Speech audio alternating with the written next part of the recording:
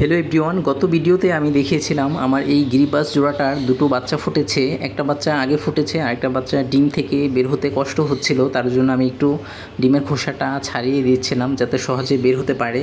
তো সেটা আমার ভুল ছিল, মারাত্মক ভুল ছিল। এরকম ভুল কেউ করবেন না, কারণ অনেক সময় এরকমভাবে ছাড়ালে বাচ্চারা বেঁচে থাকে না, মারা যায়।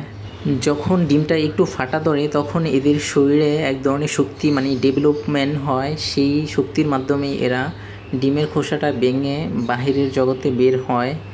এভাবে বাচ্চারা সুস্থ থাকে। কিন্তু আপনি যদি একটু ভেঙে দেন তাহলে দেখবেন এটা নিচ থেকে শক্তি খাটিয়ে বের হতে পারবে না, ফলে বাচ্চাটা দুর্বল হয়ে থাকবে এবং এক পর্যায়ে মারা যাবে। যদি আপনি ডিমের খোসাটা ভেঙেও দেন তারপরেও বাঁচবে না, কারণ এটা তো শক্তি নেই সেরকম। তো এই বাচ্চাটা এরকম আমি ভেঙে দিয়েছিলাম, আর অল্প একটু ডিমের খোসাটা সাথেই ছিল, কিন্তু এদের মা ভাঙা খোসা দেখে সেটা ঠোঁট দিয়ে টেনে খোসাটা একদম ফালিয়ে দিয়েছে। কিন্তু এই যে এটা প্যাটের এখান দিয়ে ভালোভাবে ডেভেলপমেন্ট হয় নয়, প্যাট একদম নরম ছিল, একদম যে ডিমের কুসুম যেরকম সেরকম কিছুটা ছিল। তো বাচ্চাটা এইভাবে কয়েক মিনিটের পরেই মারা যায়। আর এই বাচ্চাটা এটা নিচ থেকেই ডিমের খোসা ভেঙে বের হয়েছে, এটা একদম সুস্থ আছে। এই বাচ্চাটা মারা গেছে, তার জন্য অনেক মন খারাপ, কারণ দুটো বাচ্চাই ফুটতো আমার এই ভুলের জন্য, তার জন্য মারা গেছে বাচ্চাটা। আর মনে হয় বাচ্চাটা ডিমের মধ্যে কিছুটা দুর্বল ছিল, আমার কিছু ভুল আর বাচ্চাটা দুর্বল ছিল, তার জন্য এরকম হলো। তো এরকম ভুল আর কখনো করা যাবে না, এটা ভিডিও থেকে সবাই শিক্ষণীয় একটা জিনিস।